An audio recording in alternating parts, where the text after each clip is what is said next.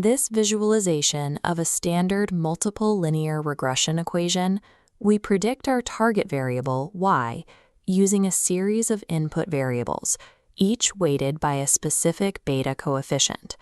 Traditionally, you might look at each of these individual coefficients to see if they hold statistical weight. It seems logical. If you want to know if the model as a whole is valid, you check the t-statistic of every single variable. If you find significant ones, the model works. But treating a complex system as isolated parts introduces a critical flaw: the sudden appearance of false signals generated by pure noise. Consider this animated matrix. We evaluate 20 insignificant variables against a 5% significance threshold. With that error rate, probability dictates at least one noise variable will inevitably trigger a false positive. To prevent the math from tricking us, we have to change the test. Instead of asking if individual coefficients matter, we set a stricter null hypothesis. We test if all the beta coefficients in the model are equal to exactly 0 at the exact same time. Eliminating this cumulative error requires a global assessment. We use the F-Statistic to evaluate the entire regression simultaneously.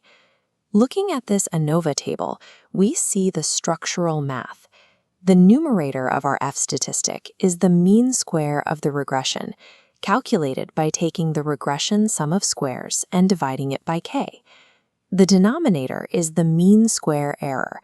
This is the unexplained variance, found by dividing the error sum of squares by n minus k minus 1.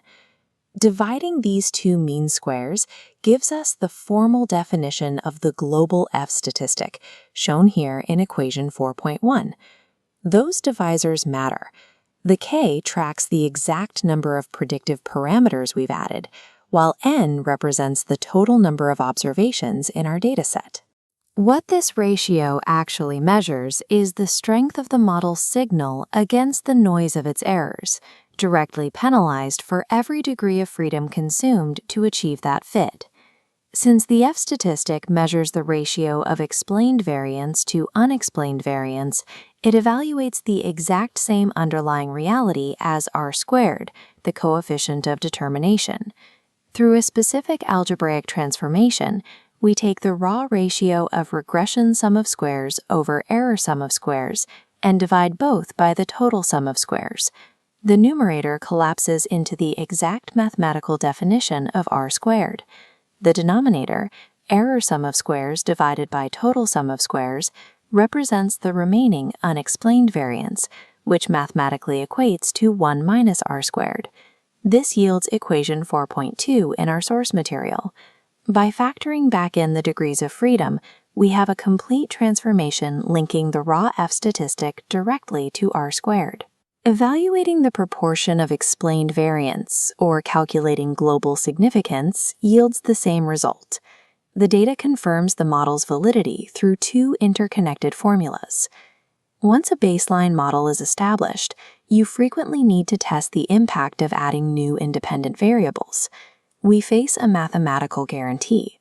Forcing an additional independent variable into a regression inherently decreases the error sum of squares. More parameters always compress error. The challenge is determining if that reduction in error comes from a genuine predictive signal or if the model is simply overfitting to noise. To isolate the signal, we test specific subsets of variables by splitting the regression into two parallel models. The first is the unrestricted model, containing every independent variable, including the new additions. The second track is the restricted model. Here, we test specific variables, which we call Q variables, by forcing their coefficients to exactly 0, effectively omitting them from the calculation. To evaluate the difference between these models, we use a generalized F-statistic formula, shown here as equation 4.3. The numerator evaluates the raw impact of those omitted variables by calculating the marginal difference in error sum of squares between the models, divided by Q. We then scale that difference. The denominator is the unrestricted model's overall mean square error. If the added variables are useless, they won't reduce the error enough to overcome the penalty in the denominator. The generalized F-test strictly regulates complexity. We can apply this framework by executing example 4b from the text. Our baseline is an overarching model built on 60 observations, containing 5 total parameters. We are testing a specific restriction. Our hypothesis forces 4 of those beta parameters to 0, so our Q value is 4. Looking at this isolated table, the statistical software gives us the raw outputs for both the original unrestricted model and the restricted model where the 4 variables equal 0. Notice that the table only provides the residual standard error, labeled as S. To use our generalized F formula, we first have to convert S into the error sum of squares. The solution block outlines the conversion. Error sum of squares equals S squared multiplied by n minus k minus 1. Applying this to the unrestricted model, we square 4,506 and multiply by 54 degrees of freedom, yielding roughly 1.09 billion. We repeat the process for the restricted model, squaring 10,321 and multiplying by 58, giving about 6.17 billion. We plug both derived values into equation 4.3, divide by 4 restrictions, and scale. This yields a final F ratio of 62.57. Because the 62.57 F ratio is a substantial number, the restriction fails. The variables we tried to omit carry critical predictive signal and must remain in the model.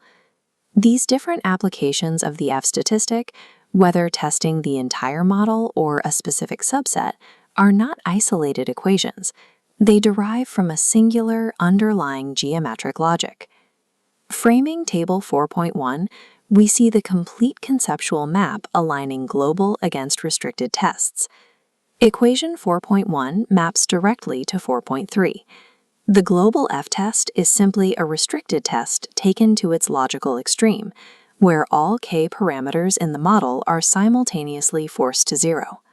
Because the total sum of squares remains perfectly constant across all models, these tests simply track how the variance shifts back and forth between an explained state and an error state.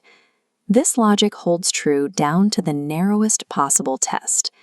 In this final equation fade, we see the sole mathematical edge case. When an F-statistic evaluates exactly one restriction, leaving 1 degree of freedom in the numerator, it mathematically equates to the square of a standard t-statistic.